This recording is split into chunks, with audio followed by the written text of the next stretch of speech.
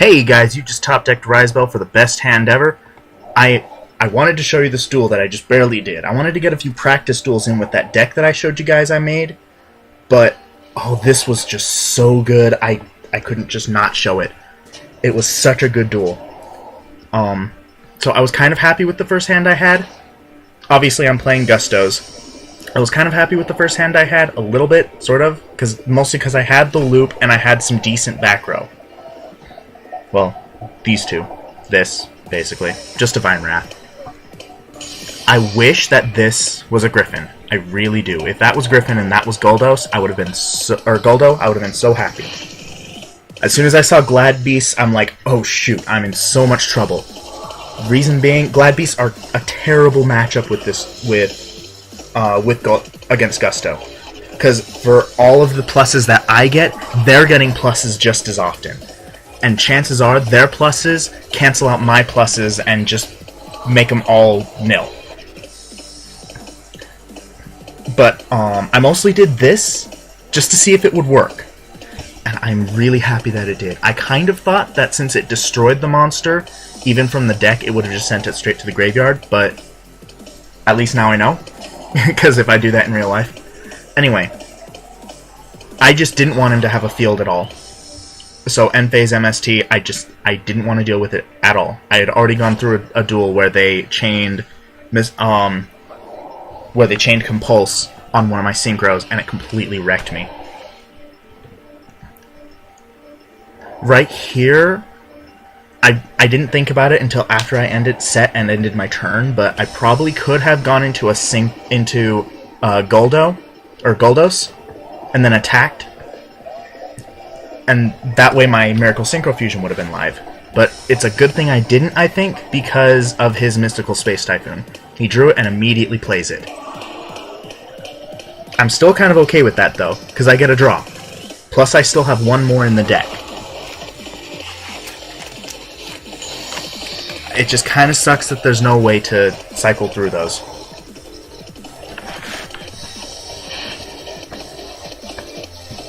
I don't know what he was thinking he was going to be accomplishing by attacking the face down. I do kind of wish he attacked Goldo, though. Well, no, never mind. Oh, sorry about that, guys. Had some issues I had to talk to my girlfriend for a little bit.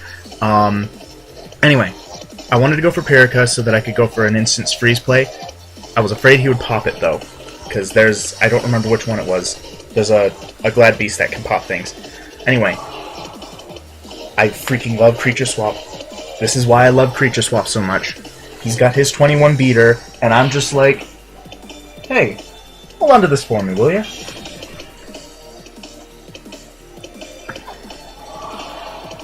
Now here is where I think I should have gone for Perica. But instead I wanted my draws. And no, I haven't normal summoned this turn. Well, I guess even going for Perica, it wouldn't have meant a whole lot.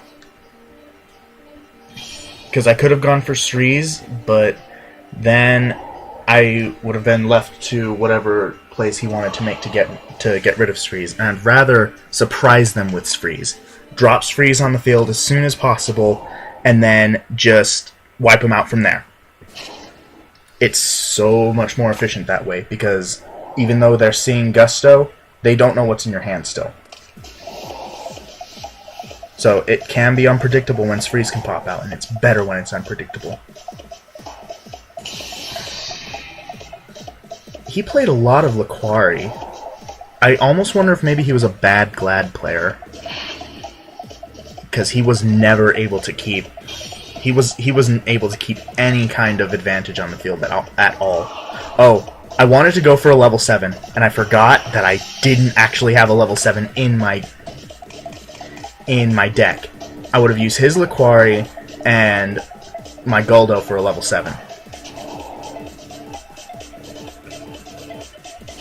On the plus side, I was actually able to go into Silent Honors. It just wasn't a good idea at the time. I am really happy about this, too.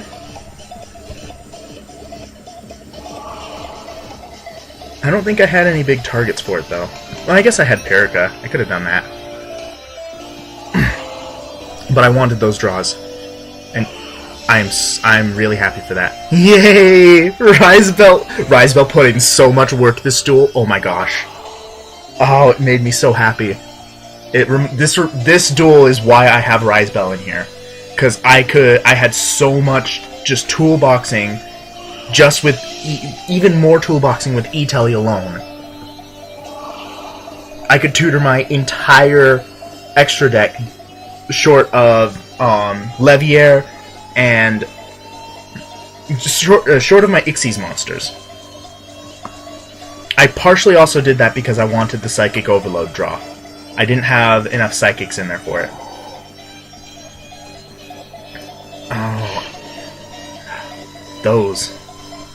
It was kind of a bad draw. And then I really should have seen something like that coming. But I wanted to go for damage. In the end, I guess what did the draw get? Oh, that got him his Dark Hole. Nah, he still would have made probably would have made the same turn same play the next turn anyway. And this is where we sit on this he sits on this life points, that life points for a while. And I still haven't used my contact. I don't want to waste that contact. It's really good. I was a little bit surprised he'd Dark Hole for 1 and then not make some kind of a huge play. But I guess Hyper Psychic Blaster is a huge target. A dangerous target. Yay, Raigeki Break.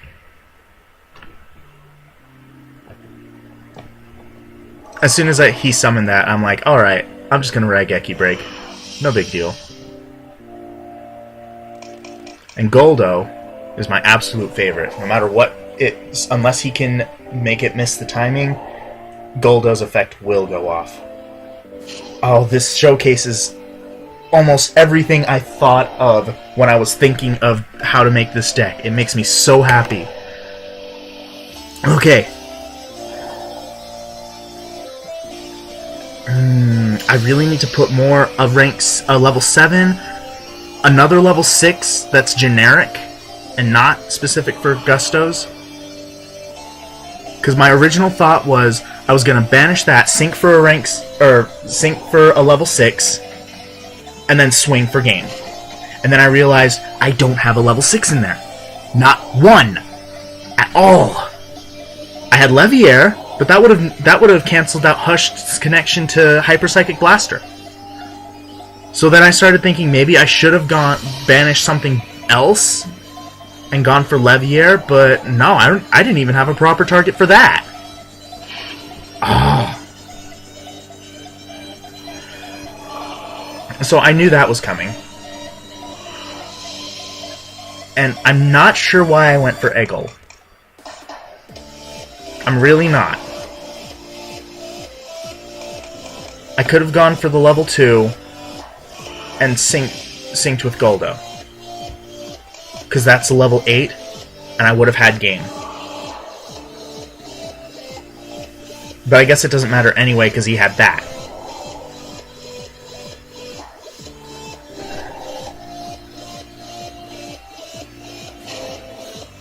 Or not Winda, or not Goldo, I meant Winda. I don't know if I said it right. If you haven't noticed, I stutter a lot.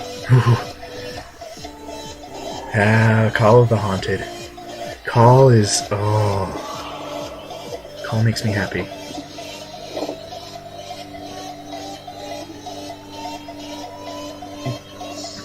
I knew the play I wanted to make, and I didn't want him doing shenanigans with multiple monsters on the field. I wanted to keep his field presence as small as possible.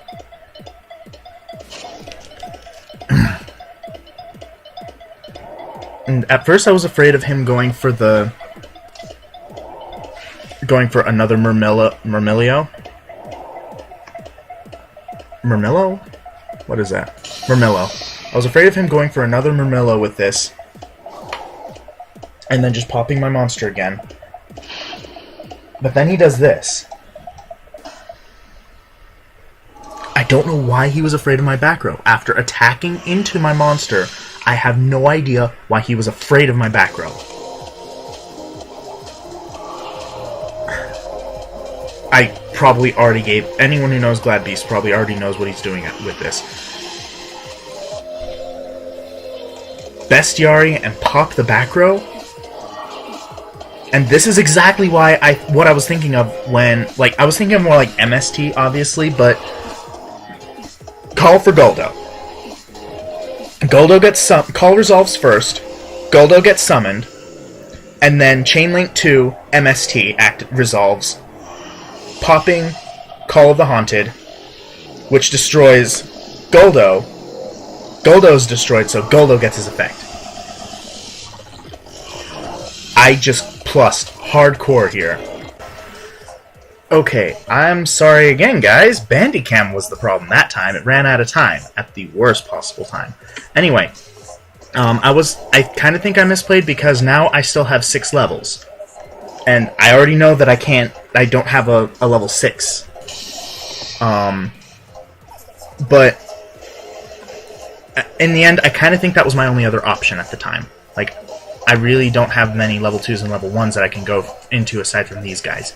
And Griffin, but that is even less usable than Winda, especially on the field. But then I drew this, and I was like, okay, sweet, I can totally make this work now. But first I gotta get that draw, because I want those pluses. And then E-Telly. Oh my gosh, E-Telly. I am oh, Risebell put in so much work this duel. I love him so much. I really do. There's a reason why he's my namesake. Because he gives so many good plays. With this, I had to think even less about this play, more or less. Now I went into Thought Ruler Archfiend because I have 3 level 8s. I have Thought Ruler Archfiend, I have Scrap Dragon, and I have Crimson Blader. Crimson Blader doesn't do any good because all of his monsters are level 4 and lower. Scrap Dragon doesn't really do me any good because I don't have anything that I like. I don't know what I would want to pop. Because there just wouldn't be a point, truth be told. I can get over it with Winda. And if he somehow survives this is the effect. This effect can at least help me survive for a little bit longer. If anything was ever the problem. But in the end, I just knew I didn't need it. Because let's face it, this field is scary. And I just beat him down with my psychics.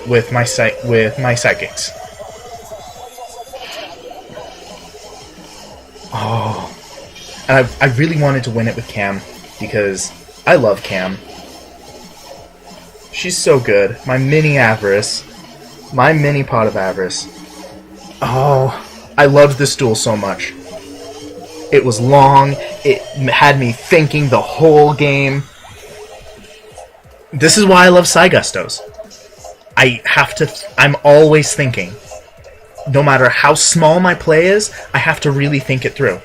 And if I can't think of a good play to make, I can actually just sit there and wait for them to make their move. Because I have a giant, never-ending wall that they have to blow through. There is no way they are getting through my wall without some major thought process. But anyway, that's the PsyGustos that I am so proud of. So far, I can't think of anything I can do to change them.